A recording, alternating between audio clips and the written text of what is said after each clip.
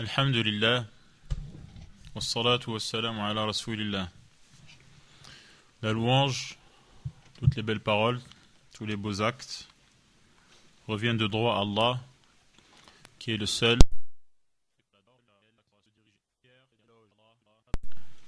À notre messager, Muhammad, le dernier des prophètes. Avant de commencer, je tiens à attirer l'attention sur une erreur et une imprécision qui se sont glissées dans les premiers flyers au sujet de la conférence. Donc bien sûr il n'y a pas de S à Kharijit quand il est au singulier. Et également mon nom officiel est Rachid Ouzi. Comment distinguer le sunnite du Kharijit? Distinguer. Pourquoi est-ce qu'on a besoin de distinguer? La distinction, la précision, l'exactitude ne sont pas un luxe. C'est quelque chose qu'on doit maîtriser, qu'on doit appliquer. C'est une nécessité et c'est un intérêt. On voit dans le hadith de Hudayfa ibn Yaman que les gens, nous dit-il, avaient l'habitude d'interroger le prophète sallallahu alayhi wa sallam sur les questions de bien. Qu'est-ce qui est bien? Qu'est-ce qui est méritoire? Qu'est-ce qu'il est profitable de faire dans sa vie? Et Hudayfa radiyallahu anhu nous dit, quant à moi, j'interrogeais le prophète sallallahu alayhi wa sallam au sujet du mal. Qu'est-ce qui est mal? Qu'est-ce qui est nuisible? Afin de pouvoir l'éviter. Et donc connaître aussi bien le bien et ceux qui agissent correctement, que connaître le mal et ceux qui agissent de manière qui n'est pas conforme à la vérité et à l'intérêt, les deux versants sont nécessaires. Et c'est en connaissant les deux versants qu'on peut distinguer et que, ainsi donc, le contraste peut être fait et que les choses s'éclaircissent. On retrouve cela dans le Coran, lorsqu'Allah subhanahu wa ta'ala nous dit وَلِتَسْتَبِينَ سَبِيلُ الْمُجْرِمِينَ وَلِتَسْتَبِينَ سَبِيلَ الْمُجْرِمِينَ. Deux lectures. Allah montre les signes, multiplie les manières d'argumenter, d'attirer l'attention des gens, et il fait tout cela afin que la voie des criminels apparaisse clairement et se distingue et soit manifeste. Et afin également que le prophète sallallahu alayhi wa sallam le fasse, montre aux gens quelle est la voie des criminels afin qu'ils puissent bien la distinguer et donc pouvoir s'en prémunir et prendre ses précautions et pouvoir s'en écarter. Et donc, savoir ce qui est contraire à la vérité aide à savoir donc où on pose les pieds. Et c'est ce que les héritiers des prophètes n'ont cessé de faire au fil de l'histoire de l'islam. De permettre aux gens de distinguer les choses, de faire la part des choses, d'être précis, de ne pas être berné, trompé par les apparences et les faux semblants. C'est d'ailleurs le devoir des savants. Comme Allah subhanahu wa ta'ala leur dit لَتُبَيِّنُنَّهُ لِلنَّاسِ وَلَا تَكْتُمُونَهُ. Vous allez clarifier, expliciter, exposer la vérité aux gens et sans la dissimuler. Et Allah blâme, condamne ceux qui dissimulent la vérité ou qui la falsifient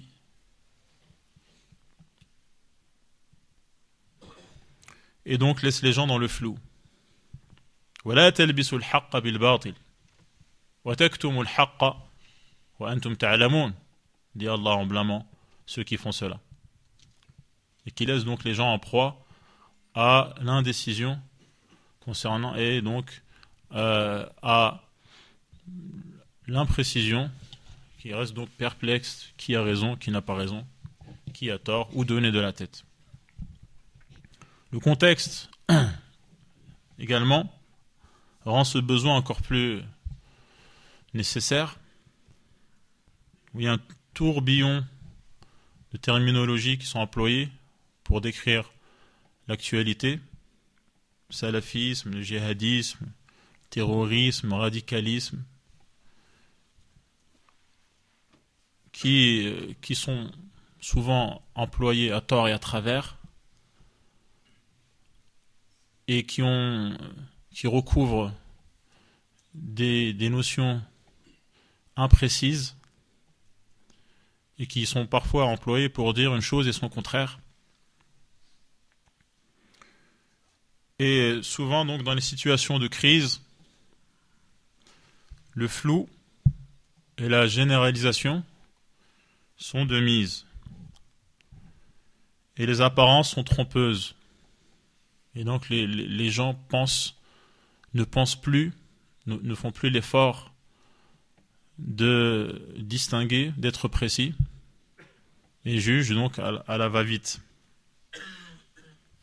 Comme dans cet article qu'on peut trouver sur un site d'information francophone, qui pourrait prêter à sourire s'il n'y avait pas eu des événements graves, où on peut lire,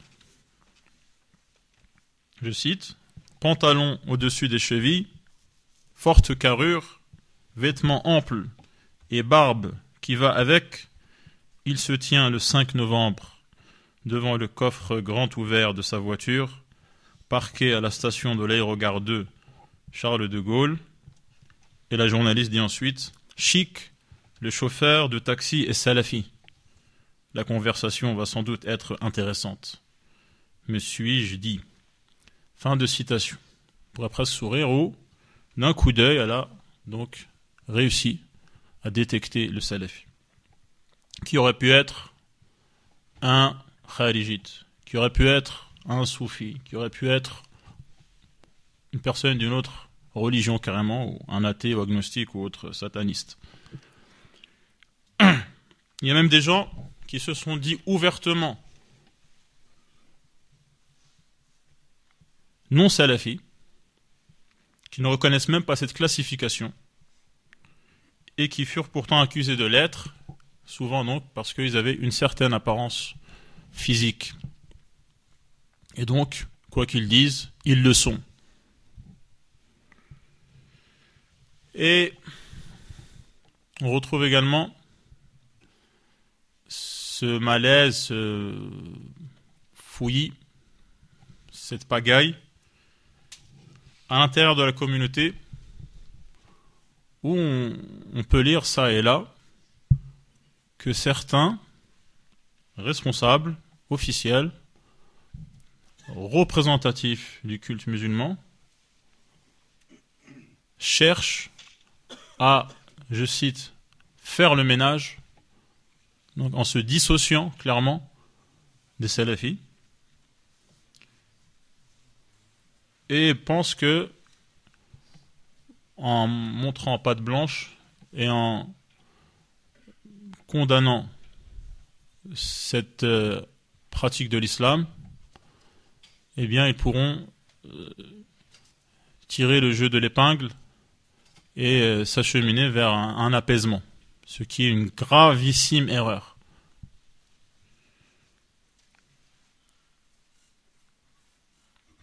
Et également, c'est une première, le terme salafisme est utilisé par des officiels pour désigner un danger pour donc la société.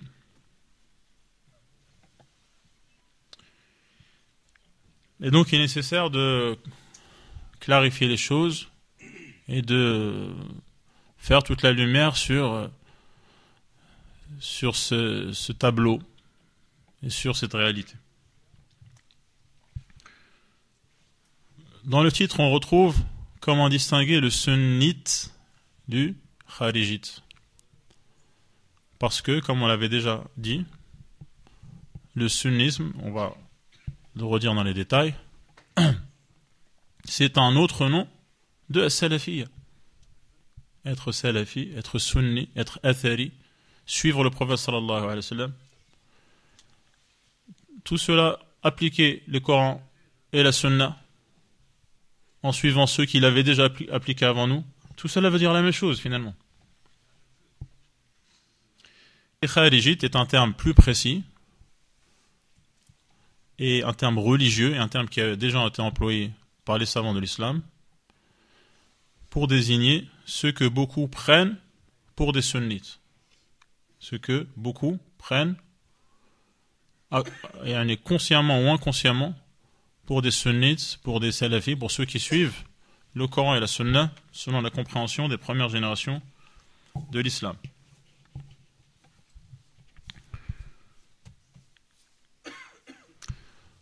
Quand on parle des gens en tant que tels, des individus, bien sûr, ils ne sont pas infaillibles. Donc le fait de critiquer une personne qui est sunnite, qui est salafi, qui suit le Coran et la sunna selon la compréhension des premières générations de l'islam, cela est possible s'il fait des erreurs. Et donc critiquer les sunnites, les salafis pour certaines erreurs qu'ils ont, pour certains manquements qu'ils accusent, pour certaines faiblesses qu'ils montrent, cela est compréhensible. Mais s'attaquer à la salafie en tant que telle, c'est-à-dire au sunnisme authentique, au fait de suivre les textes et la sunna, les hadiths du prophète sallallahu alayhi wa sallam, en suivant la voie qui a déjà été tracée par les compagnons et les générations qui les ont suivis convenablement, s'en prendre à cela est inacceptable. Et donc s'en prendre aux sunnites en le reprochant d'être sunnite, c'est-à-dire s'en prendre en fait à la sunna, s'en prendre au salafi en le reprochant d'être salafi, c'est-à-dire de s'attacher à une voie dont la justification se trouve dans les sources indiscutables de l'islam. Cela est une erreur qui ne peut pas être passée sous silence. Et donc, de ce point de vue-là, c'est problématique de critiquer les sunnites, les salafis, si on veut dire par cela que la voie qu'ils ont suivie est une erreur ou inappropriée ou injustifiée. Et donc, il faut bien savoir de quoi on parle et ne pas attribuer les erreurs de certains individus à la voie qu'ils prétendent suivre. Et donc, le vocabulaire que j'ai choisi d'utiliser est un vocabulaire reconnu et précis et religieux, sunnite, kharijite, en sachant que les khawarij, donc, dans leur extension moderne, dans leur forme contemporaine, donc, a abouti au terrorisme, qu'on n'appellera pas le djihadisme, car c'est salir le djihad que d'accepter d'appeler le terrorisme comme donc les attentats qui ont eu lieu à Paris par exemple, appeler cela du djihadisme, c'est faire et accepter cela et laisser se banaliser et se vulgariser cette appellation des choses, c'est un grand tort qui est fait à l'islam. Ce n'est pas du djihadisme. Ces gens-là ne sont pas des djihadites. On peut appeler ça de l'extrémisme violent, par exemple. On peut appeler cela, religieusement parlant, des actes de khawarij, des kharijites ou néo-kharijites. Mais il y a accepté d'appeler cela djihadisme ou salafisme djihadisme, cela n'est pas possible. C'est une grave confusion et c'est une manière de salir l'islam.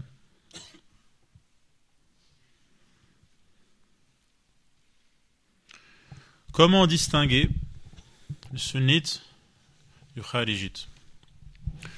Lorsque on apprend, texte à l'appui, à la lumière des commentaires des savants, qu'est-ce que le sunna? Qui sont donc les sunnites? Et qu'on sait également qui sont les kharijites, ce contraste, lorsque l'un est mis à côté de l'autre, ce contraste permet de faire jaillir les différences flagrantes qu'il y a entre ces deux manières de pratiquer l'islam.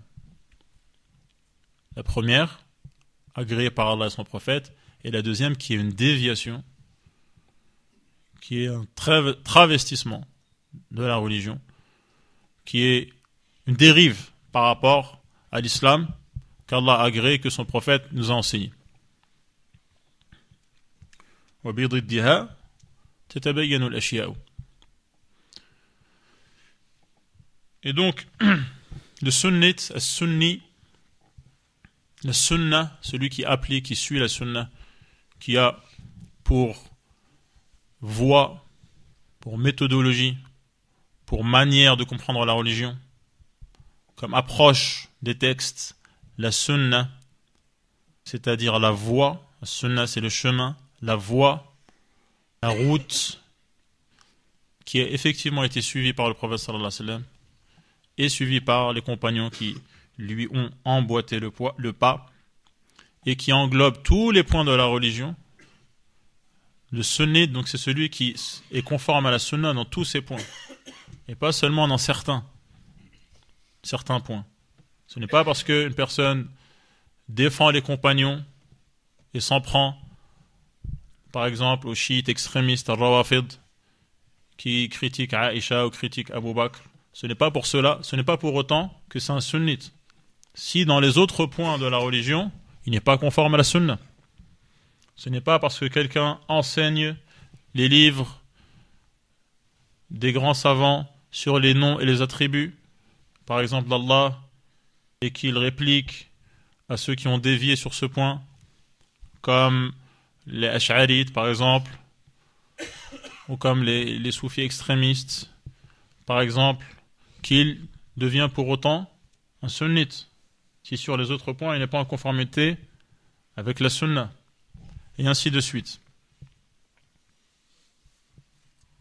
C'est pour cela que les savants, comme Ibn Taymiyyah par exemple dans Al-Wasatiyya, brosse un portrait des sunnites en disant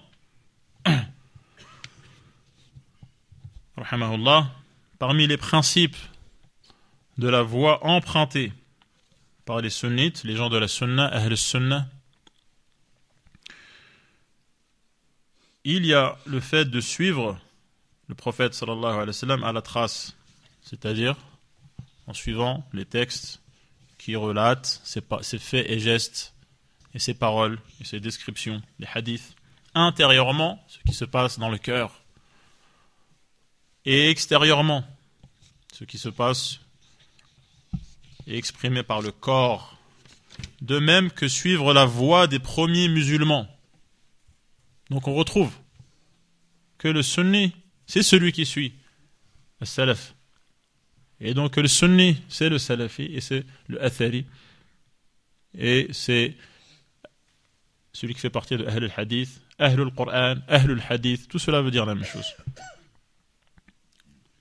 Suivre la voie des premiers musulmans. Parmi les muhajirin et les ansar, muhajirin qui ont émigré vers Médine, où se trouvait le prophète sallallahu alayhi wa sallam, et les ansar qui ont accueilli les musulmans à Médine et leur ont prêté main forte, ainsi que l'observance de la recommandation du prophète sallallahu alayhi wa sallam qui a dit: je vous recommande ma sunna, donc ma voie, ma manière d'agir, de me comporter, d'appliquer la religion, et celle des califes orthodoxes, al-Khulafa al-Rashidoun, al-Mahdiyoun, bien guidés.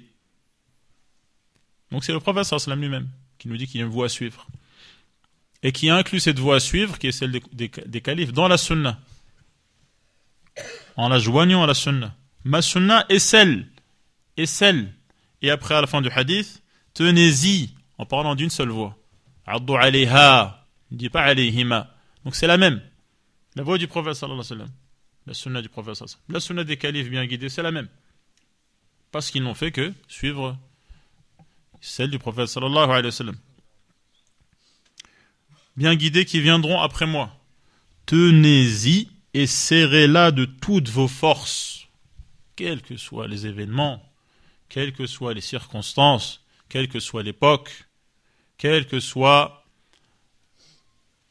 la période historique, quels que soient les remous, quelle que soit la force des vagues, tenez-y. et serrez-la de toutes vos forces.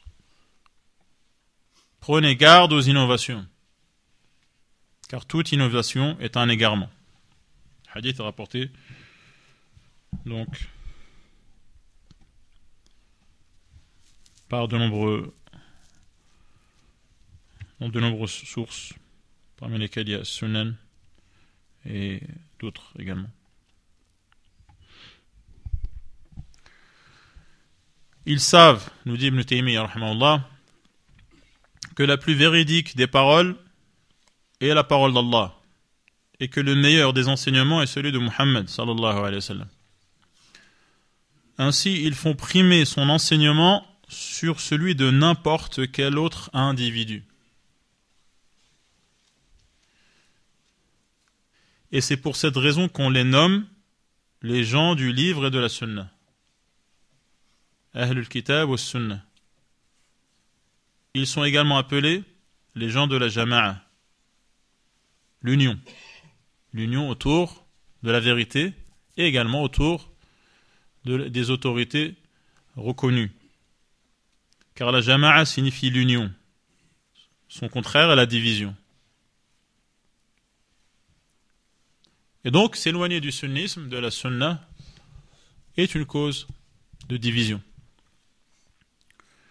Bien que ce terme ait fini par désigner les gens unis eux-mêmes, Ahl Sunna wal Jama'a, de l'union qui ensuite fut employée pour désigner ces gens eux-mêmes qui sont unis.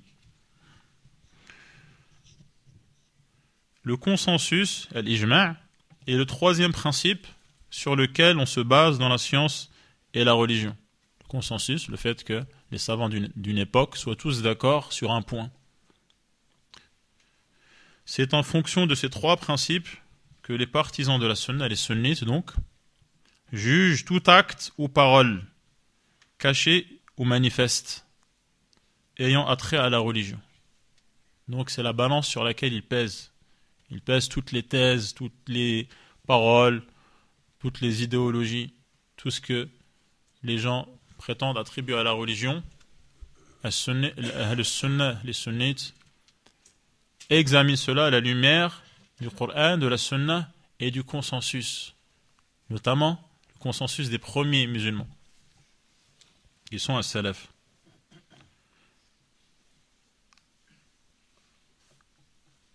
Par ailleurs, le consensus qui répond aux conditions est celui des pieux prédécesseurs, car ensuite les divergences se sont accrues et la communauté s'est étendue. Et donc, il est plus difficile ensuite de savoir si tous les savants sont d'accord ou non. Cela est plus difficile qu'à l'époque des premiers musulmans.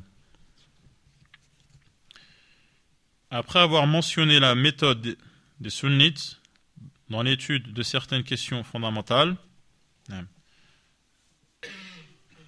donc à partir de ils savent que la plus véridique des paroles, donc jusqu'à la communauté s'est étendue, c'est la parole de Ibn Taymiyyah. Ensuite, il y a le commentaire de Ibn Sa'di qui nous explique que à la fin de l'Wasatiyya, dans le passage que je viens de lire,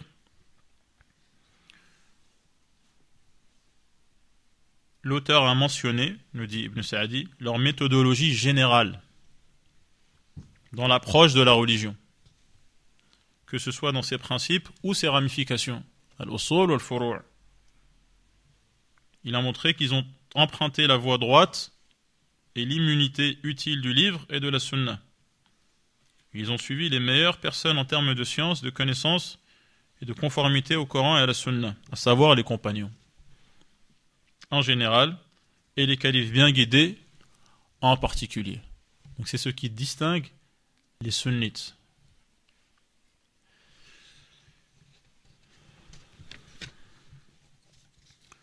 Ensuite, Ibn Taymiyyah continue en disant dans l'Wasatiyya, en plus de tous ces principes, les partisans de la sunna, donc les sunnites, ordonnent le convenable et interdisent le blâmable d'après ce qui a été imposé par la charia. C'est-à-dire avec la main, puis la langue, puis le cœur, en fonction de la capacité et de l'intérêt, nous dit Ibn Sa'di. Ils utilisent la voie la plus courte pour atteindre le but avec douceur et facilité. Avec douceur et facilité. Et on verra un peu plus tard, notamment c'est une parole de Cheikh Ibn Baz, que les Khawarij se distinguent par leur violence. Contrairement à la douceur et à la facilité, lorsqu'ils veulent modifier les choses non conformes à la religion, et lorsqu'ils veulent donc réformer ou améliorer les choses qui se trouvent dans la société. Ensuite, on retrouve dans le Wasatiyya, les sunnites, qui suivent le salaf, ils considèrent également qu'on accomplit le pèlerinage, le jihad, et la prière du vendredi avec les dirigeants, qu'ils soient vertueux ou pervers. Parce que, nous dit Ibn Sa'di, leur but principal est de produire des actions utiles et de les parachever et de se débarrasser des inconvénients et de les diminuer. Par conséquent, ils ne s'empêchent pas d'assister le dirigeant injuste dans ce qui est bénéfique pour la communauté et de l'encourager dans ce sens par les paroles et les actes. Ils participent donc avec les dirigeants politiques injustes dans ce qui est bénéfique pour la communauté et ils ne coopèrent pas lorsqu'il s'agit du mal. Ils veillent à ce que l'entente ait lieu, l'entente donc autour de cette autorité reconnue, et mettent en garde contre la division. Ils veillent à la préservation des prières en commun et considèrent que la bienveillance envers la communauté, le fait de vouloir le bien des musulmans, de tous les musulmans, est un acte religieux. Ils ont pour doctrine ce que les hadiths suivants signifient: les croyants sont les uns pour les autres comme un édifice dont les briques se soutiennent mutuellement. Et en disant cela, le prophète sallallahu alayhi wa sallam imbriqua les doigts de ses deux mains. Dans leur amour et leur compassion, les croyants sont semblables au corps qui se mobilise entièrement par la fièvre et l'insomnie lorsqu'un seul de ces organes souffre. Lorsqu'un seul des organes du corps souffre, tout le corps se montre solidaire. Il recommande en cas de malheur la patience, la reconnaissance dans l'aisance, lorsque tout va bien, ils sont reconnaissants envers Allah, et d'être satisfaits lorsque le sort est amer, lorsqu'il leur arrive des malheurs et des moments difficiles. Ils invitent aux plus belles vertus, aux bonnes manières et aux bonnes œuvres, et ils ont pour doctrine le sens du hadith suivant: les croyants dont la foi est la plus parfaite sont ceux qui jouissent des plus belles vertus morales. Ils recommandent de renouer les relations avec celui qui les a coupées, donner à celui qui te prive, pardonner à celui qui te fait du tort. Et donc, comme le dit Ibn Sa'di dans son commentaire, tout ce qu'ils disent ou font de ce qui a précédé aux autres est réalisé par pure conformité de ce qui a précédé ou autre, est réalisé par pure conformité au Coran et à la Sunna, leur voie, leur tariqa et la religion musulmane dont le prophète Mohammed sallallahu alayhi wa sallam est l'envoyé. Donc la Sunna, finalement, c'est l'islam.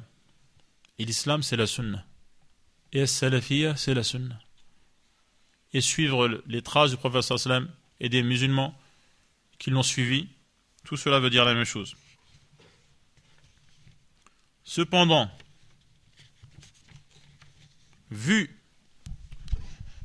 puisque si la sunna c'est l'islam, et si suivre salaf c'est suivre la sunna, alors pourquoi se distinguer? Pourquoi ne pas dire nous sommes musulmans, point à la ligne? Ibn Taymiyyah nous répond en disant: cependant, vu que le messager d'Allah sallallahu alayhi wa sallam a informé que sa communauté allait se diviser en 73 groupes, qui seront tous dans le feu, sauf un seul. Et on reverra cela dans des textes plus anciens, comme celui de Al-Ajurri, décédé en 360 de l'Hégire.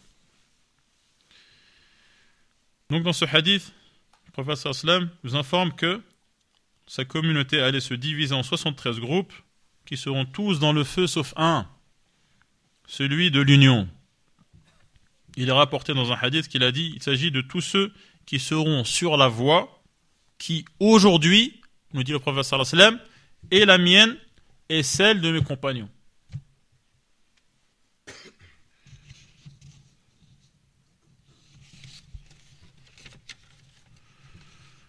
Ceux qui s'attachent à l'islam pur et immaculé, yani qui n'a pas été entaché par les innovations, sont donc Ahl Sunnah wal Jama'a.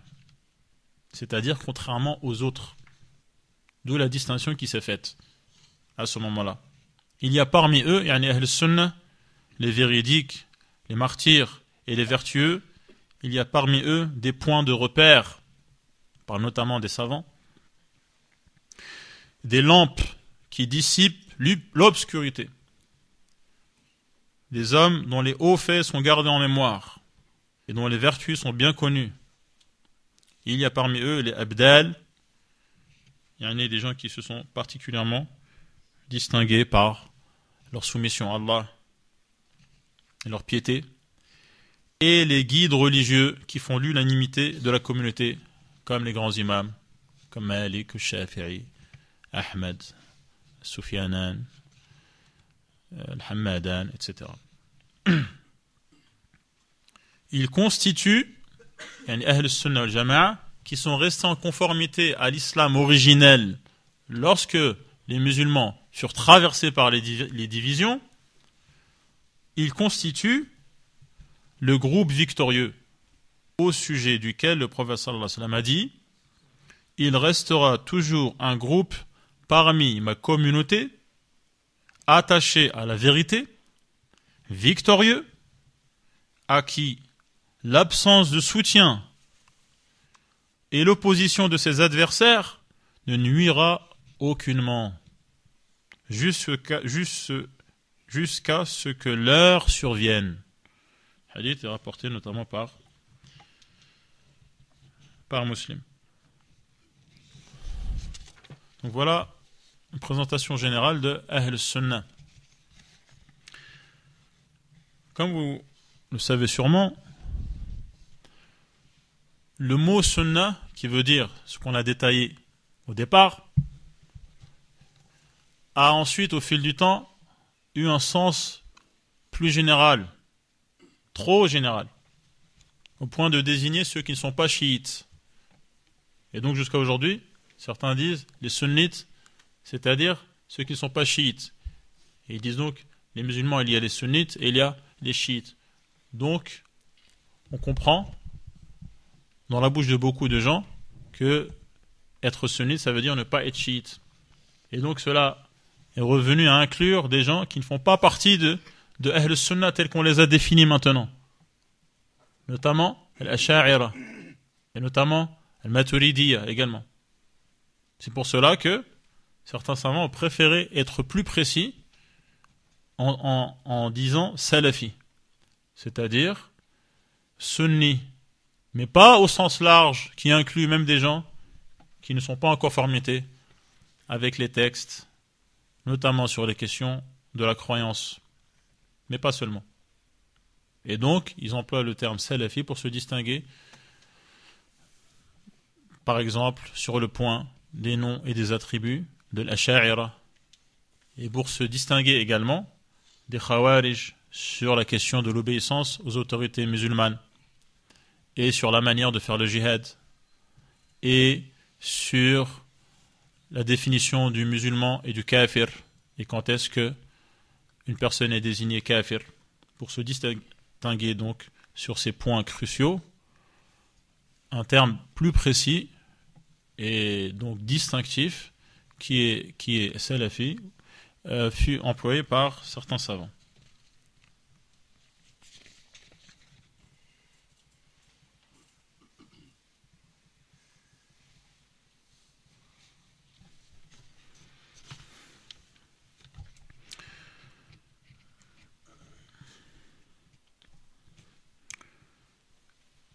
Et donc, les sunnis se distinguent particulièrement des kharijites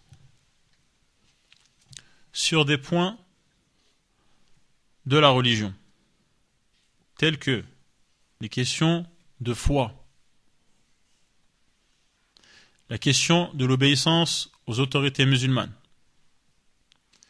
la question du respect des savants et de leur caractère incontournable, le fait qu'ils sont une référence lorsque les questions essentielles et importantes de la communauté se posent, et sur les questions de la manière de mener le djihad.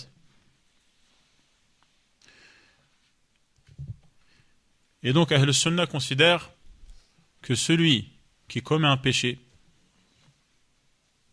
même un péché majeur, cela ne le fait pas pour autant sortir de la sphère de l'islam, parce que la foi occupe différents degrés. Et la foi inclut des convictions, des paroles et des actes. Et le fait de commettre un péché, qui n'est pas donc du polythéisme majeur, fait diminuer du degré de la foi, sans pour autant exclure de la sphère de la foi. Il y a donc une foi qui est parfaite, et il y a également une foi minimale, ou quelconque, ce que les savants appellent al-iman al-mutlaq, qui est la foi parfaite. Et des fois, donc, quand on lit dans les textes, Allah nous parle des croyants, et il veut parler des croyants dont la foi est parfaite. الذين إذا ذكر الله وجلت قلوبهم وإذا تليت عليهم آياته زادتهم إيمانا وعلى ربهم يتوكلون, par exemple. Parce qu'Allah parle de ces croyants, إنما المؤمنون, il parle des croyants dont la foi est parfaite et qui ont donc pour qualité d'avoir des cœurs qui sont saisis de frayeur lorsqu'on mentionne le nom d'Allah, et lorsqu'on leur récite les versets d'Allah, leur foi augmente et ils ont une entière confiance en Allah. Cela ne veut pas dire que les gens qui n'ont pas ces caractéristiques sont des mécréants. Cela veut dire qu'ils n'ont pas la foi parfaite. Et on comprend cela, les sunnis ont compris cela à la lumière d'autres textes où le prophète sallallahu alayhi wa sallam nous dit,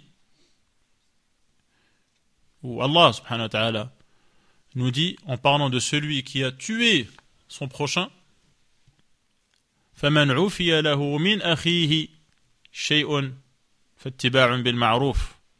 Il désigne l'assassin comme étant le frère de la victime, lorsqu'ils sont tous les deux musulmans, alors qu'il a commis un grave péché, qui est de tuer une personne, de tuer son propre frère, et donc de manière injuste, de la manière la plus injuste qui soit, et la plus injustifiée. Et malgré cela, Allah subhanahu wa ta'ala ne l'a pas exclu de la foi en disant min akhi. Et donc il continue à être son frère, il continue à être musulman, même si il a commis un grave péché qui est même désigné comme étant du kufr dans un hadith authentique du prophète sallallahu alayhi wa sallam, où il dit wa qitaluhu kufr, le fait de prendre les armes contre lui, et une forme de mécréance. Il a commis donc, ce musulman a commis une forme de mécréance, et malgré cela il reste musulman. Ce qu'il a fait est grave, est inacceptable, mais il a dégringolé dans les degrés de la foi sans pour autant être exclu du cercle de la foi. Sur ce point, donc les sunnites ont cette attitude qui est celle mentionnée dans les textes et qui a perduré donc à travers les générations dans le cercle donc des gens qui suivent les textes et qui sont donc en conformité avec la sunna. Qu'il s'agisse d'une personne ordinaire ou qu'il s'agisse d'une personne qui est au pouvoir. Cela ne change pas. Le fait d'être au pouvoir ne donne pas un statut particulier sur ce point.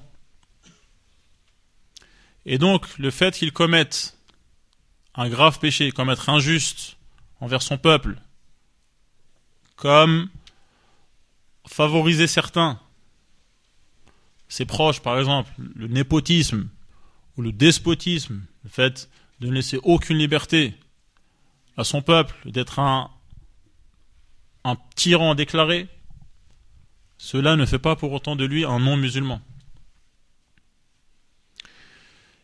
Et on va le voir ensuite plus en détail, le fait d'appliquer des lois qui ne sont pas celles qu'Allah a fait descendre et qui est une grave erreur et qui fait que ces lois seront injustes et qui est une cause de la faiblesse des musulmans et de la situation dans laquelle ils sont embourbés et des conséquences désastreuses qu'ils subissent à cause de cela.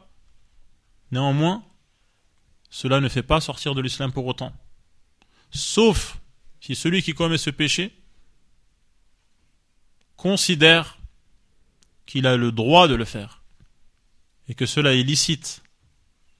Dans ce cas-là, le fait qu'il considère licite ce qu'Allah a déclaré illicite, cela fait de lui un mécréant. Et c'est une règle générale. Et appliquer la règle générale à un cas particulier répond à une manière de faire. Répond à une manière de faire où les conditions doivent être réunies et où il ne doit pas subsister d'empêchement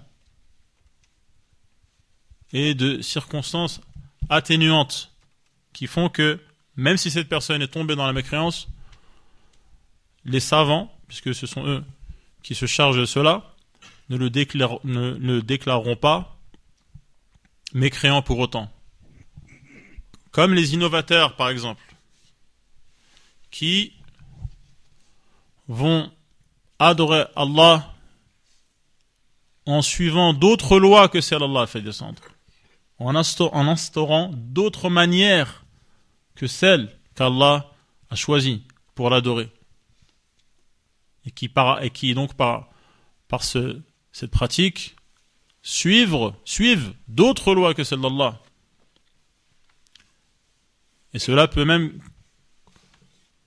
toucher au point de doctrine, où ils disent au sujet d'Allah ce qui n'est pas vrai, et ce qui est contraire au texte du Coran et de la Sunna.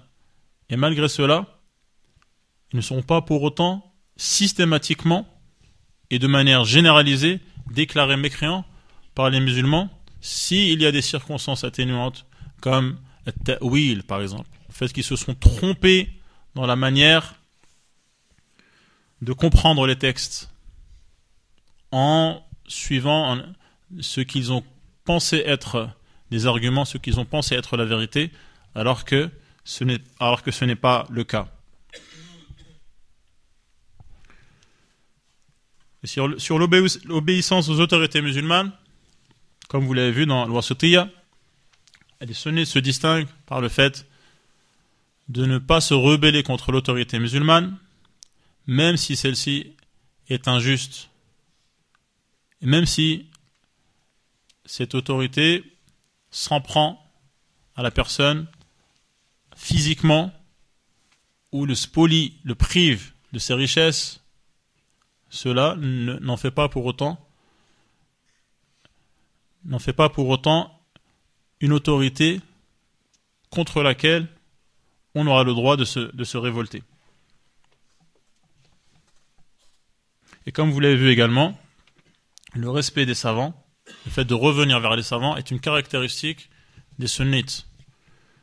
Car Allah subhanahu wa ta'ala dit « Fas'alu ahla dhikri in kuntum la ta'lamun » Interrogez les savants si vous ne savez pas. Et il dit également وَإِذَا جَاءَهُمْ أَمْرٌ مِنَ الْأَمْنِ أَوِ الْخَوْفِ أَذَاعُوا بِهِ. Il blâme certaines personnes qui diffusent des informations dont la diffusion a pour conséquence un état de peur dans la société ou un état d'apaisement, alors qu'ils auraient dû, avant cela, consulter les savants et soumettre la situation aux savants et ne pas prendre de décision avant de revenir à ces savants. وَلَوْ رَدُّوهُ إِلَى الرَّسُولِ وَإِلَى أُولِي الْأَمْرِ مِنْهُمْ لَعَلِمَهُ الَّذِينَ يَسْتَنبِطُونَهُ مِنْهُمْ. Et sur ces points en particulier, les Khawarij, les Kharijites, qui sont aujourd'hui des terroristes, se distinguent et ne sont pas en conformité avec la Sunna, même s'ils peuvent être en conformité à la Sunna sur d'autres points, comme les noms et les attributs, par exemple, comme le fait d'être contre les innovations autres que la leur. Cela ne fait pas pour autant des sunnites. Al-Khawarij, Al-Khuruj, veut dire, comme vous savez, le fait de sortir. C'est-à-dire, notamment, de sortir, c'est-à-dire de se dérober à l'autorité du chef d'État musulman. Et donc sortir de sa tutelle. Et ensuite, donc sortir, c'est-à-dire se rebeller, prendre les armes contre cette autorité et contre les musulmans de manière générale. Et cela peut avoir lieu verbalement, comme les gens qui critiquent en public les autorités musulmanes, alors que le prophète sallallahu alayhi wa sallam interdit de le faire dans le hadith qu'on peut retrouver dans Sunnah l'Ibn Abi Asim, qui est authentifié par Sheikh Al-Albani. Il interdit de le faire en public. Et donc il divulgue certains défauts, vrais ou supposés, en public ou sur le minbar ou sur internet. Ça, c'est un khuruj verbal qui précède généralement le khuruj, la rébellion, la révolte, qui est, elle, pratique et sur le terrain, qui peut être présentée sous une forme pacifique, entre guillemets, comme les sittings, comme la rébellion civile, comme les manifs. Et le khuruj également peut être une approbation du cœur. Le fait d'approuver ce que font les Khawarij. Ou le fait de ne pas considérer qu'on doit condamner ce qu'ils font. Leur trouver des excuses. Ou les encourager à le faire même sans participer. Ceux qu'on appelle al-qa'adiyya, ceux qui incitent à la révolte, bien que eux-mêmes ne participent pas.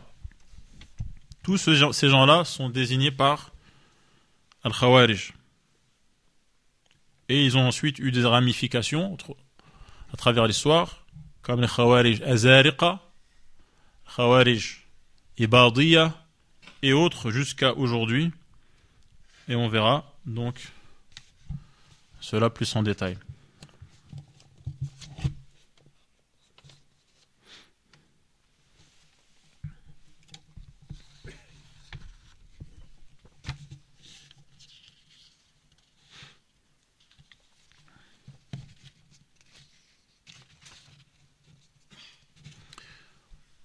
Al-Ajurri, dans son ouvrage de référence, Sharia,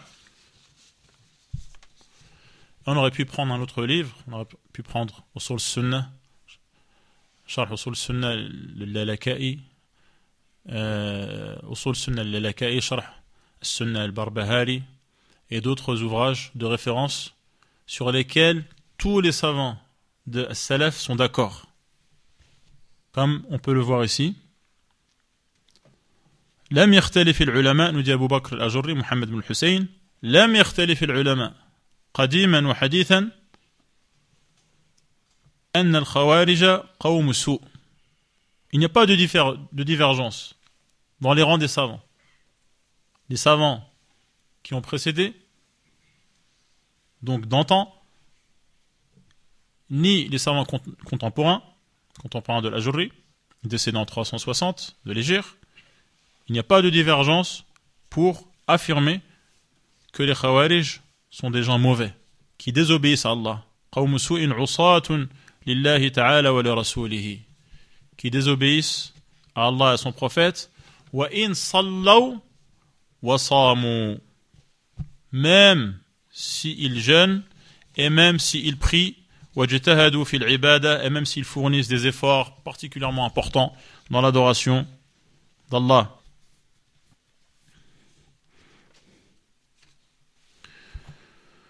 فَلَيْسَ ذَلِكَ بِنَافِعٍ لَهُمْ, cela ne leur est d'aucune utilité.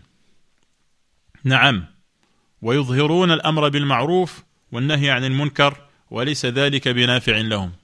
Ils prétendent que ils ordonnent le bien et condamnent le mal, le blâmable, et cela ne leur est d'aucune utilité. لأنهم قوم يتأولون القرآن على ما يهوون ويموهون على المسلمين. Pourquoi? Parce que ce sont des gens qui interprètent le Coran comme bon leur semble. Comme bon leur semble. Alors qu'on a vu que Ahl Sunnah, ils comprennent le Coran et la Sunnah comme l'ont compris ceux qui les ont précédés, notamment les compagnons. Comme bon leur semble. وَيُمَوِّهُونَ عَلَى الْمُسْلِمِينَ, et ils induisent les musulmans en erreur. Donc le Khariji, il va te dire قال Allah, قال رسول الله, il va pas dire autre chose. Mais ce que lui comprend et veut te faire comprendre des textes, eh bien il t'induit en erreur, car ce n'est pas ce qu'Allah a voulu qu'on comprenne de ces textes. Et l'indice, c'est que les salaf n'ont pas compris ces textes de cette manière. وقد حذرنا الله تعالى منهم وحذرنا النبي صلى الله عليه وسلم وحذرنا الخلفاء الراشدون بعده. Allah nous a mis en garde contre eux, ainsi que son prophète, ainsi que les califes après le prophète sallallahu alayhi wa sallam. وحذرناهم الصحابة رضي الله عنهم ومن تبعهم بإحسان, ainsi que les compagnons, ainsi que ceux qui les ont convenablement suivis. On retrouve encore une fois la même donc chronologie. وَالْخَوَارِجُ هُمُ الشُّرَاةُ الْأَنْجَاسُ الْأَرْجَاسُ. Et là on voit la sévérité de ce savant contre cette secte, al-Khawarij, al-Kharijites, les ancêtres des terroristes, qui prétendent faire le djihad, en disant que ce sont des gens impurs, des gens maléfiques. ومن كان على مذهبهم من سائر الخوارج يتوارثون هذا المذهب قديما وحديثا. Tous ceux qui les rejoignent sur cette ligne et qui héritent de génération en génération cette manière d'agir. ويخرجون على الأئمة والأمراء, et ils se rebellent contre les autorités et les émirs. ويستحلون قتل المسلمين, et ils considèrent licite de tuer les musulmans, comme vous avez vu dans l'actualité. Ils rentrent dans les mosquées et se font exploser dans la mosquée le jour du vendredi, car pour eux ceux qui sont dans la mosquée et attendent l'imam ne sont pas des musulmans. فأول قرن طلع منهم على عهد رسول الله. Et là maintenant on va commencer dans quelle est l'histoire de ces gens-là et comment ils ont vu le jour. أول قرن, première génération qui est apparue, طلع منهم على عهد رسول الله صلى الله عليه وسلم هو رجل طعن على رسول الله صلى الله عليه وسلم. Un homme qui a osé critiquer le messager d'Allah lui-même, le prophète. وهو يقسم الغنائم فقال عدل يا محمد. Alors que le prophète صلى الله عليه وسلم distribuait le butin, cet homme a dit au prophète صلى الله عليه وسلم, tu dois être juste. فما أراك تعدل. je vois bien, à mes yeux, tu n'es pas juste dans ta manière de distribuer. Et là, soyez attentifs, donc, que le premier point a concerné la distribution des richesses, la partition du pouvoir. Faqala sallallahu alayhi wa sallam, le prophète sallallahu alayhi wa sallam lui a répliqué, wa ilaka, malheureux, faman ya'dilu idha lam akun a'dil. Si je ne suis pas juste, qui pourrait donc être juste? فأراد عمر قتله رضي الله عنه فمنعه النبي صلى الله عليه وسلم من قتله. Et Omar al-Khattab a voulu exécuter cet homme, mais le prophète sallallahu alayhi wa sallam l'en empêche. Et lui a dit, de manière générale, a dit, أن هذا وأصحابا له يحقر أحدكم صلاته مع صلاته. Cet individu qui critique le prophète sallallahu alayhi wa sallam, le premier chef d'État des musulmans, il le critique et il n'est pas satisfait de sa manière d'agir. Et donc sa descendance pourra-t-elle être satisfaite des autres chefs d'État s'ils ne sont pas satisfaits du prophète sallallahu alayhi wa sallam? Qui donc pourra bien les satisfaire? Le prophète sallallahu alayhi wa sallam a dit, cet individu et ses amis vont apparaître, et vous allez mépriser vos propres prières en comparaison aux leurs. C'est-à-dire qu'ils vont prier d'une manière plus intense que les compagnons.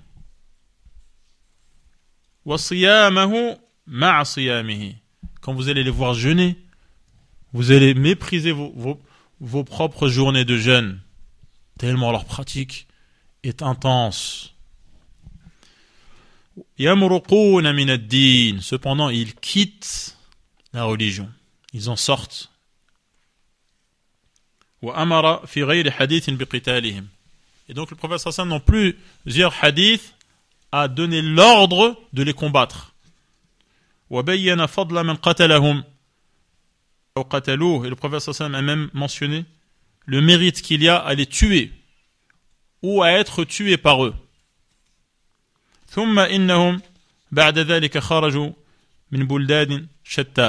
Et ensuite donc ils sont apparus en différents lieux.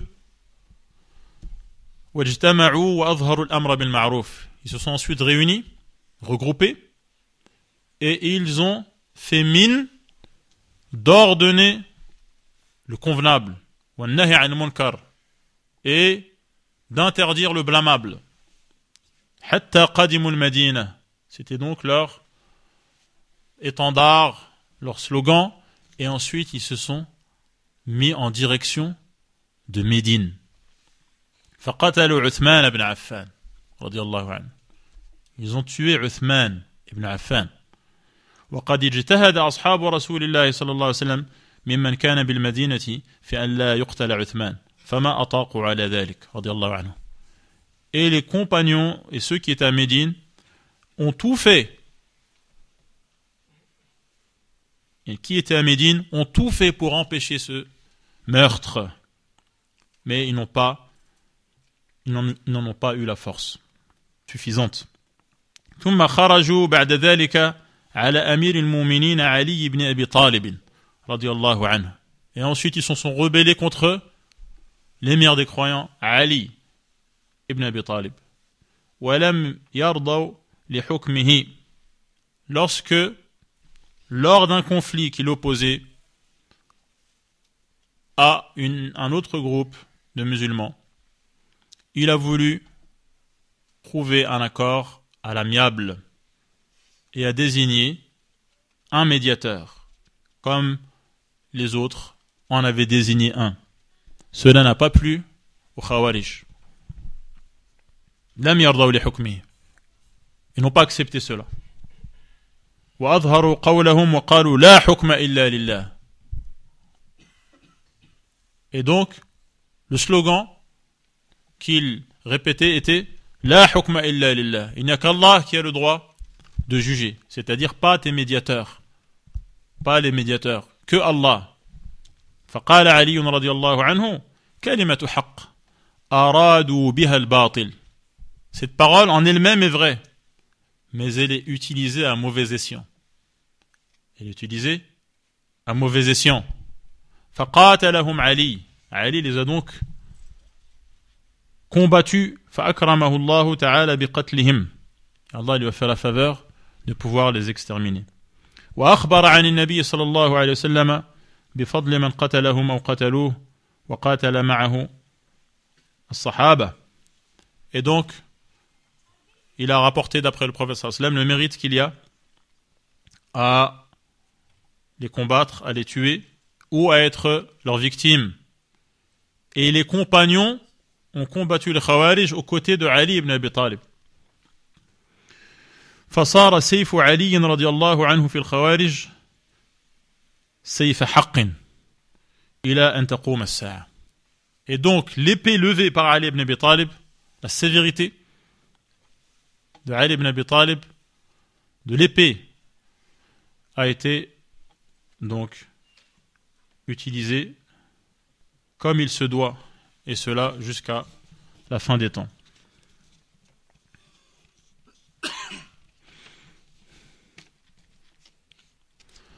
Donc on remarque parmi leurs caractéristiques le fait de se rebeller contre le chef d'État légitime, de le déclarer kafir parce que sa manière de juger et d'agir ne leur plaît pas. On voit également qu'ils ont une pratique religieuse intense, mais que cela ne leur est d'aucune utilité, que leur prétexte est qu'ils veulent répandre le bien et éradiquer le mal.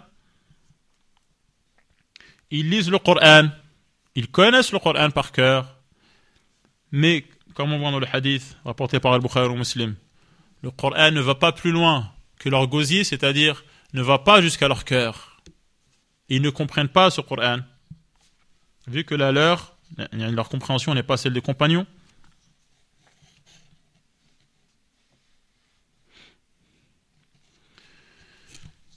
Et à ce sujet, au sujet de leur manière de comprendre le Coran, Al-Ajurri nous dit هذه صفة الحرورية.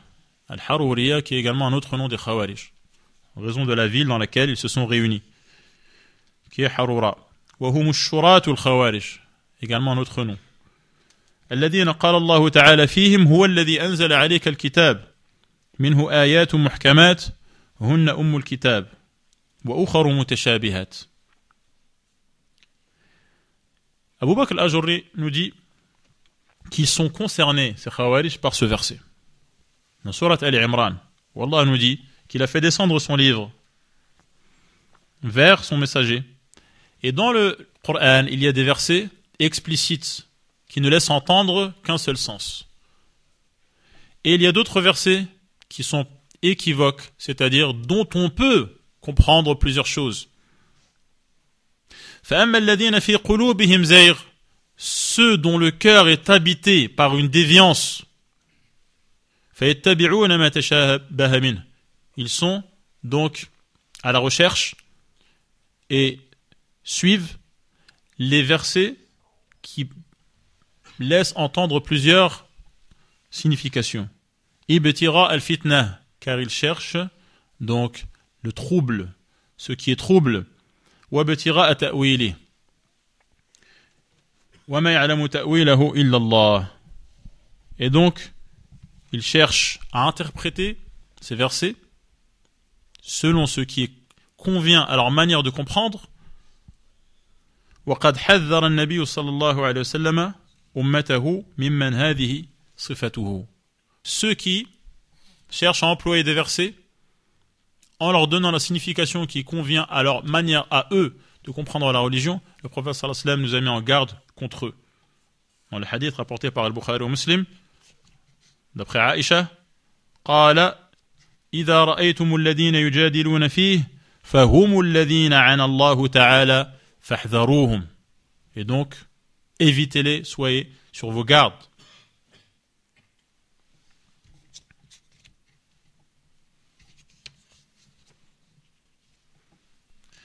وعن طاووس قال ذكر لابن عباس الخوارج وما يصيبهم عند قراءة القرآن. On a dit à Ibn Abbas, on lui a parlé des Khawarij et du fait qu'ils étaient extrêmement touchés et émus lorsqu'ils entendaient le Coran. Ibn Abbas a dit yu'minuna bi muhkamih wa yadilluna an mutashabihihi. Ils croient aux versets univoques, mais dès qu'il s'agit des versets équivoques, ils s'égarent. Et ensuite, il a cité une partie du verset de Surat Al-Imran. وقيل للحسن, donc ce athar est rapporté par donc Al-Ajurri, toujours. وقيل للحسن يا أبا سعيد خرج خارجي بالخريبة فقال المسكين رأى منكرا فأنكره فوقع فيما هو أنكر منه. On lui a parlé de certains khawarij, d'un khariji en particulier, qui s'est rebellé dans un lieu nommé Al-Khurayba. Et Al-Hassan a dit le pauvre, il a vu une situation blâmable, munkaran, et il a voulu le modifier, et il est tombé dans ce qui était encore plus blâmable, dans ce qui était pire encore. Et donc, Al-Ajurri insiste en disant فلا ينبغي لمن رأى اجتهاد خارجي قد خرج على إمام عدلا كان الإمام أو جائرا فخرج وجمع جماعة وسل سيفه واستحل قتال المسلمين فلا ينبغي له أن يغتر بقراءته للقرآن ولا بطول قيامه في الصلاة ولا بدوام صيامه ولا بحسن ألفاظه في العلم. Et donc, il ne convient pas, parce qu'on a vu un khariji adorer Allah avec ardeur, d'être dupé, d'être trompé sur la réalité de ce qu'il est. Ce khariji qui va se rebeller contre l'autorité musulmane, qu'il s'agisse d'un dirigeant juste ou qu'il s'agisse d'un dirigeant injuste. Le fait qu'il se rebelle contre lui et déploie son épée, ou dégaine son épée,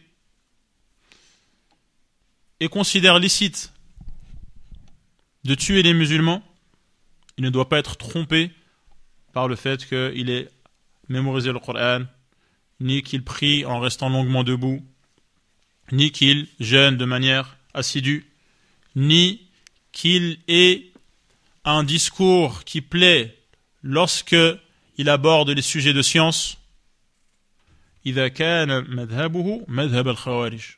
Tant que la voie qu'il a suivie, qu'il a adoptée, est celle des Khawarij, on ne devra pas être dupé par lui et trompé par ses apparences.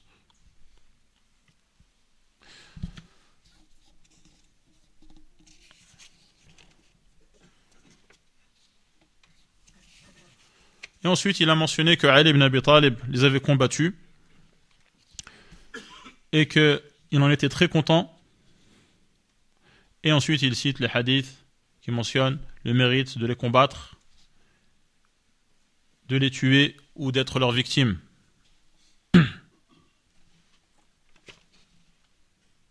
Comme ce hadith rapporté par Ahmed et Tirmidhi, où le prophète sallallahu alayhi wa sallam dit يخرج في آخر الزمان قوم أحداث الأسنان.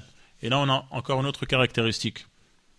À la fin des temps, apparaîtront des gens dont l'âge est jeune, au jeune âge, Soufaha al-Ahlam, qui agissent de manière irraisonnable, irresponsable, insensée.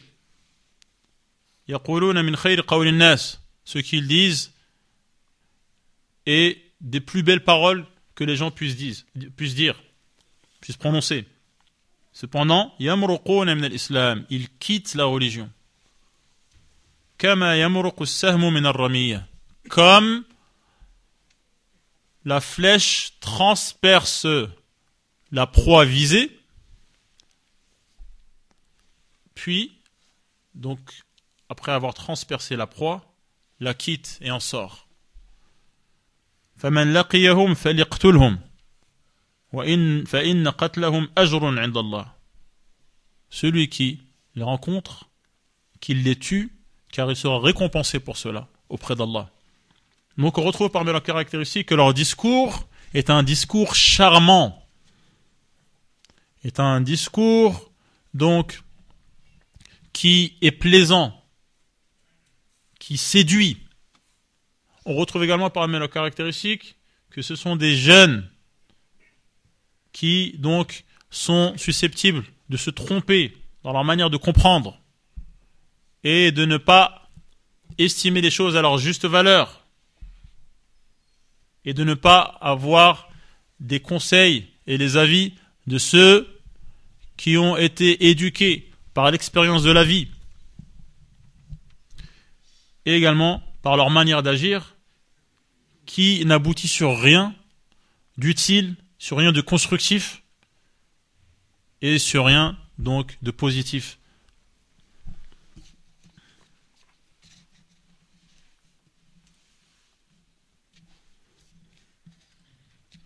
Et le prophète sallallahu alayhi wa sallam dit même que ces gens-là, al-khawarij, kilabun nar. Donc comme disent certains savants, ces khawarij sont donc les chiens de l'enfer. La description, la mise en garde, le mérite à s'opposer à ces gens, on ne retrouve pas cela lorsque le prophète sallallahu alayhi wa sallam parle des autres déviances dans l'islam. La quantité de hadiths, la précision de la description, l'incitation à s'opposer à ces gens-là de la manière la plus ferme. On retrouve tout cela particulièrement et de manière prononcée lorsqu'il s'agit des khawarij. Et Abu Bakr al-Ajurri nous dit قد ذكرت من التحذير من مذاهب الخوارج ما فيه بلاغ لمن عصمه الله تعالى عن مذهب الخوارج ولم يرى رأيهم وصبر على جور الأئمة.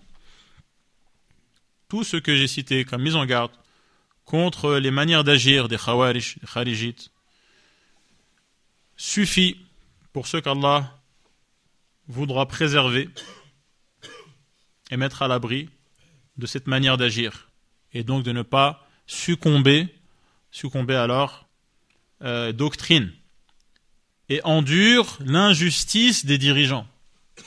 L'injustice des dirigeants. وحيف الأمراء ولم يخرج عليهم بسيفه. Il ne se rebelle pas de manière armée contre eux. وسأل الله تعالى كشف الظلم عنه. Ceux qui demandent à Allah de le débarrasser de l'injustice qu'il subit. وعن المسلمين. Et que subissent les musulmans. ودعا للولاة بالصلاح. Celui qui demande à Allah de améliorer la situation des dirigeants, de faire en sorte que ce soit des gens bons. وحج معهم وجاهد معهم. Et qui accomplit le pèlerinage avec eux et le jihad avec eux. Donc tout cela fait partie des caractéristiques des sunnites, comme on a dit au début, dans Al-Wasitiyya, qui est en fait le condensé de ce genre d'ouvrage. De ce genre d'ouvrage qui ont précédé, qui détaille la manière d'agir des sunnites. Et donc les sunnites qui accomplissent le pèlerinage et le jihad avec les dirigeants officiels musulmans. Il dit ensuite فَإِنْ أَمَرُوهُ بِطَاعَةٍ فَأَمْكَنَهُ أَطَاعَهُمْ وَإِنْ لَمْ يُمْكِنْهُ اعْتَذَرَ إِلَيْهِمْ. Et donc lorsqu'il lui ordonne d'obéir, et qu'il lui est possible de faire cela, alors il le réalise, et si cela ne l'est pas possible, il demande donc à en être dispensé. Mais lorsqu'ils ordonnent de désobéir, de commettre un péché, lam yuti'hum, dans ce cas-là, il n'obéira pas. Wa idha darat al-fitanu baynahum lazima baytahu. Et ici, il y a des troubles entre les dirigeants musulmans, entre les autorités musulmanes, il ne participe pas.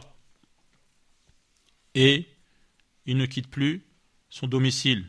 Il s'abstient de s'exprimer et de participer. وَلَمْ يَهْوَ مَا هُمْ فِيهِ. Et également, il ne participe pas même avec son cœur en aimant ou en acquiesçant, en étant d'accord avec cela.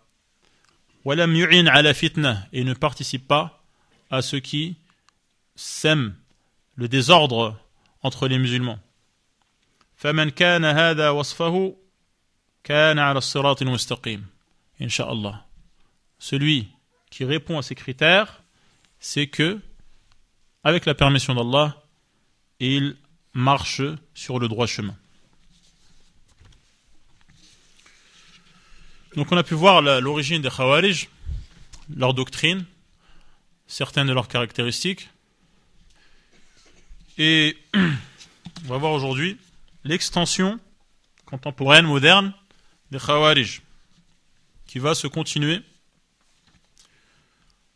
notamment à travers l'idéologie des frères musulmans, dès les années 40, 1940, et ensuite continuer avec le Qutbisme dans les années 60, en référence à Sayyid Qutb, qui a été exécuté, comme vous le savez peut-être, dans les geôles égyptiennes, en 66, si mes souvenirs sont bons, et qui a continué aujourd'hui, qui a été en fait la matrice des groupes terroristes, Khawarij, qui continuent donc à proliférer, comme Al-Qaïda, comme Jabhat al-Nusra, et comme Daesh.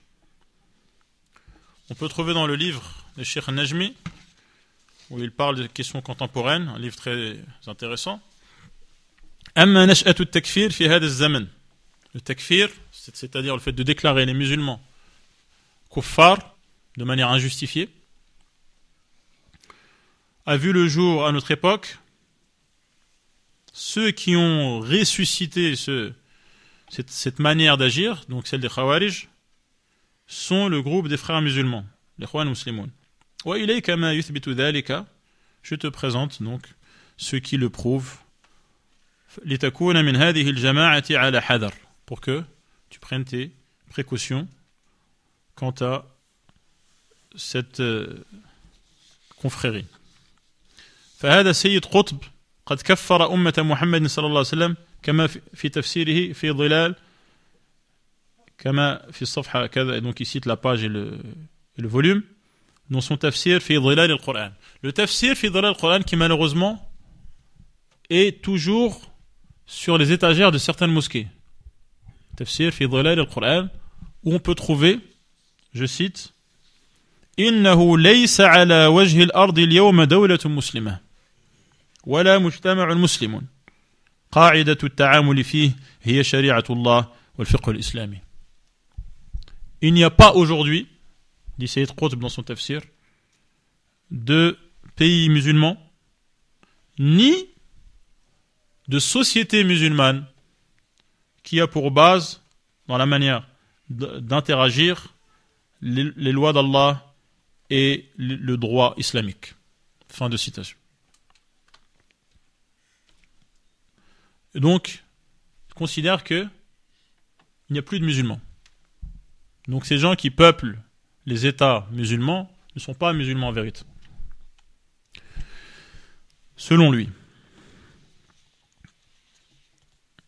Et même les mosquées ne sont finalement que des temples polythéistes, selon cette idéologie, comme on peut voir dans le tafsir de Surat Al-An'am, où il dit وَلَقَدْ اسْتَدَارَ الزَّمَانُ كَهَيْئَتِهِ يَوْمَ جَاءَ هَذَا الدِّينِ إِلَى الْبَشَرِيَّةِ بِلَا إِلَهَ إِلَّا اللَّهِ فَقَدْ ارْتَدَّتْ الْبَشَرِيَّةُ إِلَى عِبَادَةِ الْعِبَادِ وإلى جور الأديان ونكصت عن لا إله إلا الله وإن ظل فريق منها يردد على المآذن لا إله إلا الله دون أن يدرك مدلولها. Donc, l'histoire se répète, nous dit-il, et a fait une boucle et est revenu au point de départ lorsque l'islam est venu apporter à l'ensemble du genre humain la ilaha illallah, et donc l'ensemble du genre humain l'ensemble du genre humain a apostasié et a quitté donc l'islam et est retombé dans l'adoration des esclaves et dans l'injustice des religions et a tourné le dos à la ilaha illallah, même si certains continuent à dire du haut des minarets la ilaha illallah sans en comprendre la signification profonde. Fin de citation.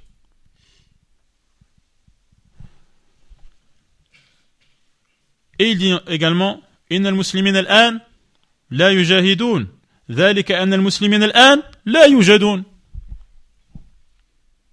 إن قضية وجود الإسلام ووجود المسلمين هي التي تحتاج إلى علاج. Il dit, les musulmans aujourd'hui ne mènent pas le djihad parce que les musulmans aujourd'hui n'existent pas.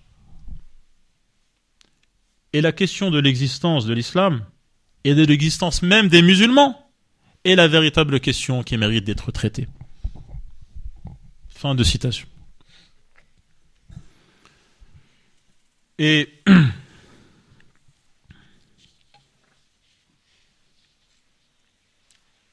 l'influence de ce genre d'ouvrage, il dit également que, dans un autre ouvrage, que l'esprit qui animait les gens qui se sont rebellés contre Uthman, vous vous rappelez donc les Khawarij ont tué Uthman, il dit l'esprit qui a animé ces gens-là est plus proche de l'islam que l'esprit de Uthman.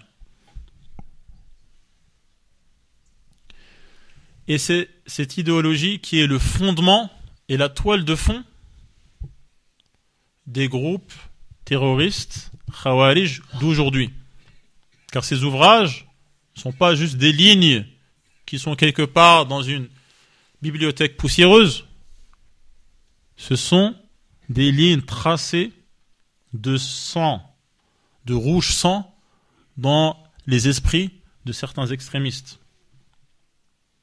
Comme on peut le voir dans le livre de Farid Abdel Khaliq, qui était un des guides des frères musulmans.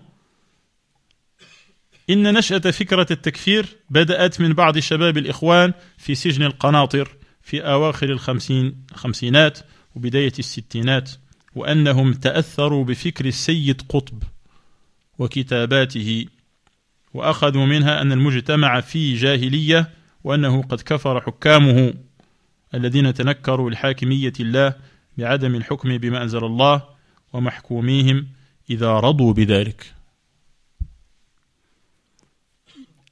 On trouve dans cet ouvrage, rédigé donc par un des anciens leaders fréristes, l'idée du takfir généralisé, le fait de déclarer que les sociétés musulmanes ne sont pas en vérité musulmanes, qu'elles sont mécréantes, a commencé chez certains jeunes des frères musulmans dans les prisons de l'Qanatir. Qanatir, lorsqu'on quitte le Caire en direction de le Monofia, il y a une prison sur la route, la prison de Qanatir, à la fin des années 50 et au début des années 60. Et ces jeunes ont été influencés par l'idéologie de Sayyid Qutb et ses ouvrages. Et ils en ont tiré que la société était une société jahilite, donc non musulmane, et que leurs dirigeants, vu qu'ils ont tourné le dos à ce qu'ils appellent la hakimiyya, le fait de diriger selon les lois d'Allah, puisqu'ils ne les appliquent pas, et également les administrer, le peuple, si ils sont en accord avec cela. Fin de citation.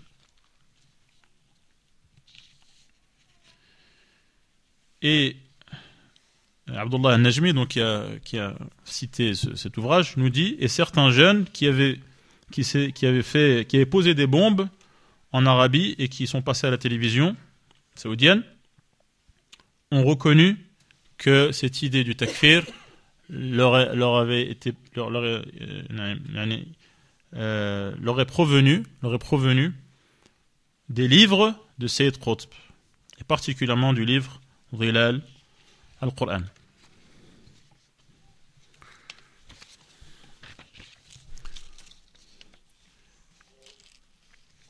Et donc, cette manière de voir les choses va avoir des dégâts.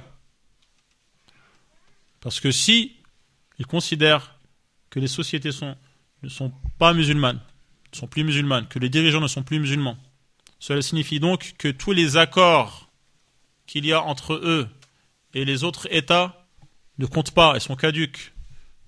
Ils considèrent donc que le djihad peut se faire sans l'accord de ses dirigeants, puisque pour eux, ils ne sont pas musulmans. Ils vont considérer que tuer un tel ou un autre, ou violer une telle ou une autre, ou prendre ses richesses, cela est permis parce que de toute manière, ils ne sont pas musulmans. Et cela peut avoir des conséquences également dans les États qui ne sont pas musulmans. Dans les États qui ne sont pas musulmans, parce qu'ils vont considérer qu'ils n'ont aucun devoir de respect, le respect tacite du fait qu'ils se trouvent dans ce pays, l'accord tacite qui signifie qu'ils ne sont pas en guerre avec ce pays et avec les gens de ce pays, pour eux cela n'existe pas, puisque de toute manière ils n'ont pas de tutelle religieuse, vu que les dirigeants musulmans sont pour eux les kuffars. Et également les touristes ou les diplomates qui viennent dans les États musulmans avec des visas officiels, donc avec le aman ou le jiwar d'un musulman et même du musulman qui est à la tête de l'État, pour eux cela ne compte pas. Et donc, ils considèrent tout à fait licite, voire même un acte méritoire, de s'en prendre à ces gens-là physiquement ou de les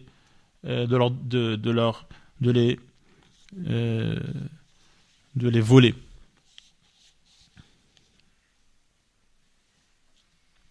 Et donc pour eux la fin justifie les moyens. Ils vont également considérer que les attaques suicides font partie du djihad. Ils vont d'ailleurs pas les appeler suicides, mais ils vont les appeler istishhadiyya. Ce sont pour eux des actes, des attentats martyrs. Alors que le prophète sallallahu alayhi wa sallam dans ses hadiths a interdit de se tuer de manière générale, et pire encore lorsque cela est commis dans la voie des Khawarij. Et également, ils vont se distinguer par leur clandestinité, comme ce fut le cas des frères musulmans dans les années 40, où ils ont tué des gens qui étaient au pouvoir. Et ils ont également cherché à renverser la monarchie, qui s'est effectivement effondrée au début des années 50, en Égypte. Donc la clandestinité, les allégeances secrètes, le fait de désigner un émir secret. Et d'ailleurs, Morsi, lorsqu'il est arrivé au pouvoir, a déclaré qu'il n'était plus redevable, qu'il n'était plus sous la tutelle du dirigeant des frères musulmans, ce qui signifie que ceux qui sont dans la confrérie reconnaissent une autorité morale, qui est celle du Mourchid, le dirigeant du parti, de la confrérie. Et donc la dissimulation, le mensonge, tout cela est permis puisque de toute manière ils sont en djihad. Que cela soit en France, ou que cela soit en Arabie ou ailleurs dans le monde, il n'y a pas de toute manière à leurs yeux de musulmans, d'États musulmans, de sociétés musulmanes.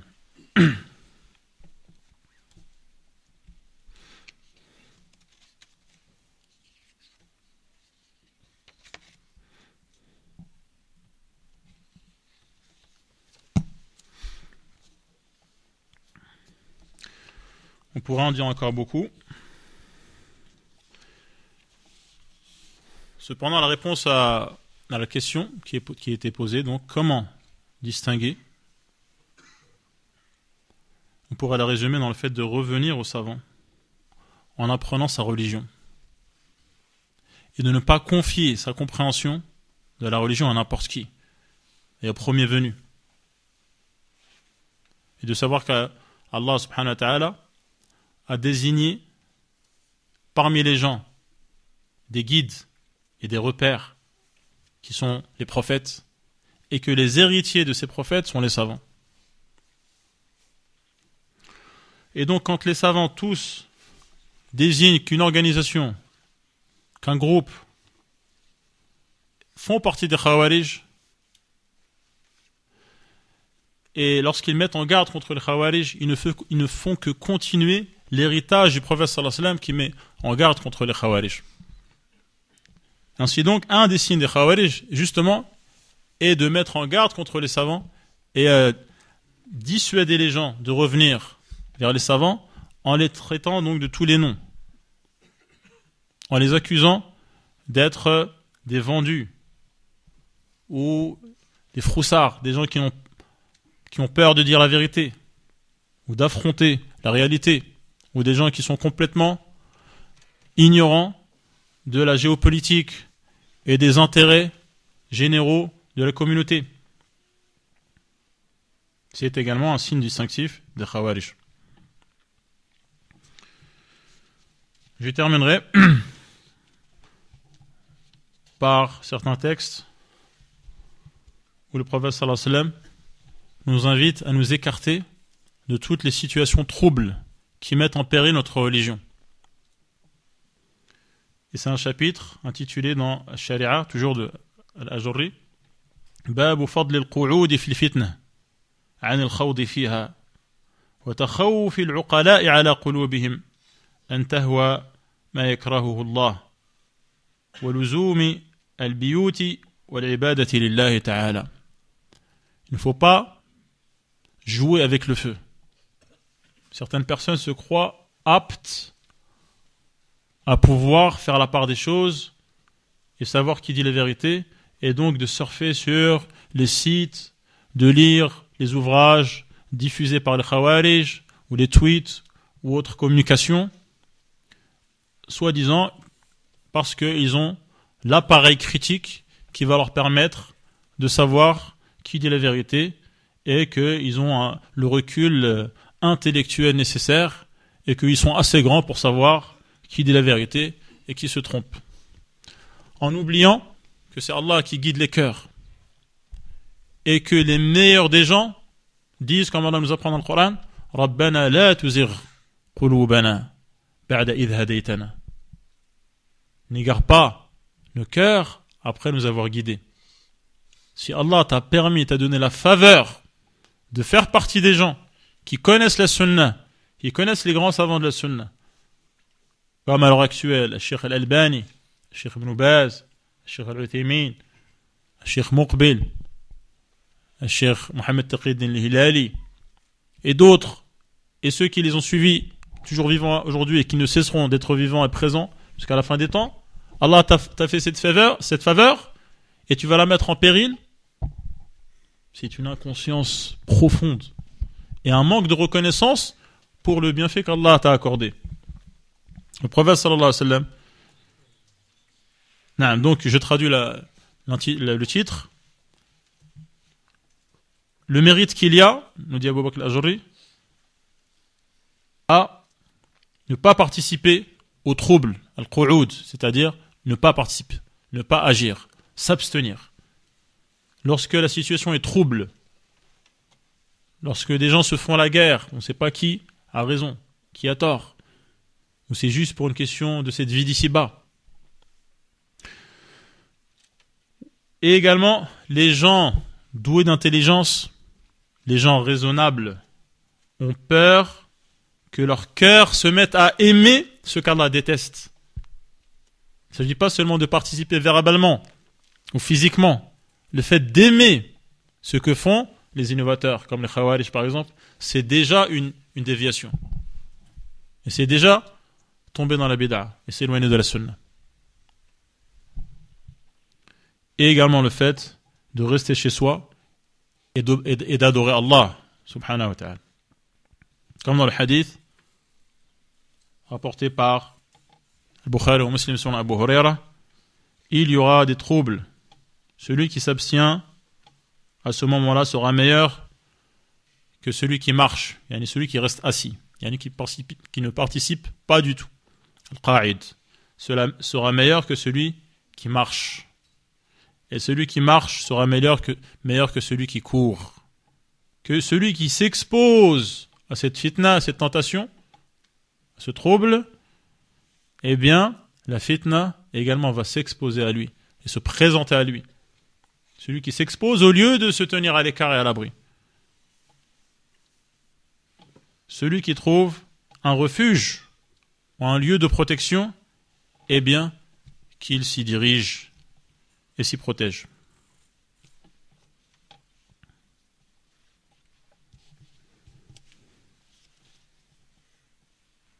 Et dans l'autre hadith qui lui ressemble, les compagnons ont demandé au prophète sallallahu alayhi wa sallam, قالوا فما تأمرنا قال كونوا أحلاس بيوتكم. Que nous recommandes-tu de faire à ce moment-là où les choses sont troubles et ambiguës? Le prophète sallallahu alayhi wa sallam leur a dit, ne quittez pas vos demeures. Ne quittez pas vos demeures. Et donc ne participez pas à ces agissements.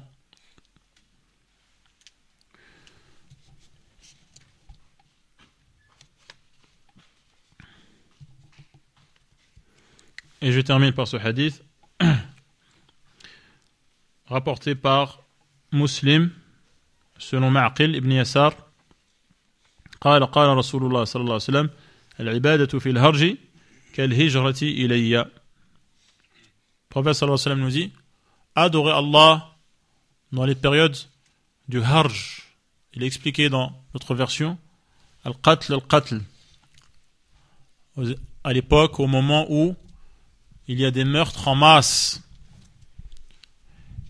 Le prophète sallallahu alayhi wa sallam dit, adorer Allah à ce moment-là est comparable à accomplir la hijra, donc à quitter son pays pour se rendre vers le prophète sallallahu alayhi wa sallam. Adorer Allah à ce moment-là est comparable à cet acte. وفقني الله وإياكم لما يحب ويرضى والله أعلم.